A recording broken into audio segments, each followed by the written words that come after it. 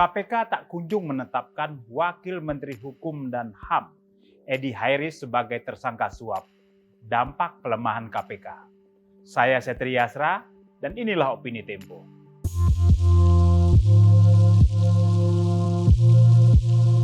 Tersendatnya pengusutan perkara suap dan gratifikasi Wakil Menteri Hukum dan Hak Asasi Manusia, Edward Umar Sharif Hairis makin menebalkan fakta mudahnya memainkan kasus di Komisi Pemberantasan Korupsi. Proses hukum yang semestinya berjalan tegak sesuai dengan aturan, kini mudah diintervensi aparat nakal. KPK menyelidiki dugaan korupsi Edward Umar Sharif Hairis alias Edi Hairis sejak Maret lalu. Kasus ini bermula ketika Edi dilaporkan memperdagangkan kewenangan dalam sengketa kepemilikan saham PT Citra Lampia Mandiri, perusahaan pemilik konsesi 2.000 hektar tambang nikel di Luwu Timur, Sulawesi Selatan. Dia disebut-sebut menerima suap 7 miliar rupiah melalui rekening dua asistennya, yakni Yosi Andika Mulyadi dan Yogi Ari Rukmana. Penyerahan besel tersebut berkaitan dengan keputusan Edi memihak salah satu kubu yang bersengketa.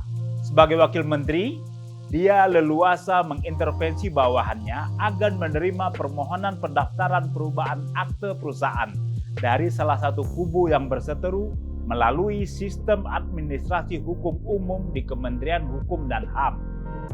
Mendapat bukti telak seperti pengakuan langsung pemberi suap dan dokumen bukti transfer uang, KPK awalnya bergerak cepat mengumpulkan bukti.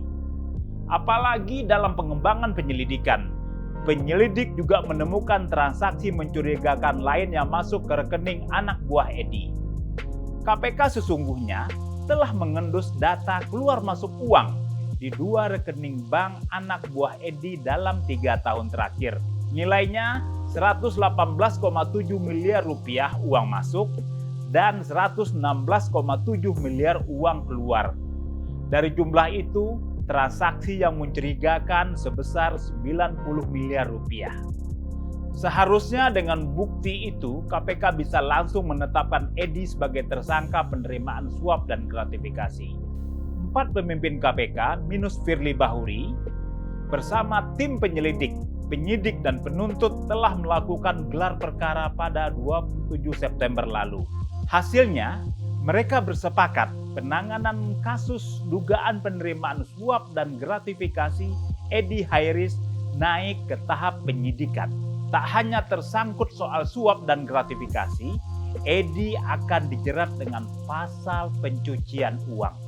Namun keputusan itu tak kunjung tereksekusi karena Direktur Penyelidikan KPK, Brigadir Jenderal Endar Priantoro menyimpan laporan kejadian tindak pidana korupsi rapat-rapat.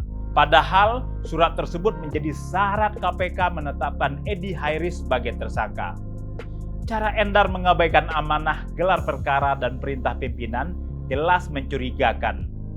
Jika tidak sedang melindungi Edi Hairis, dia semestinya tidak mengulur-ulur penanganan perkara.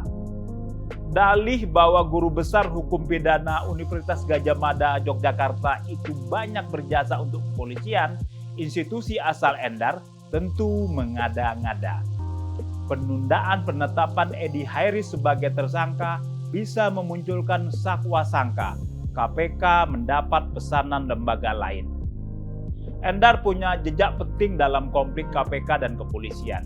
Pada April lalu, dia bersama Inspektur Jenderal Karyoto, mantan Deputi Penindakan KPK yang sekarang menjadi Kapolda Metro Jaya, dikembalikan ke Kepolisian RI oleh Ketua KPK Firly Bahuri.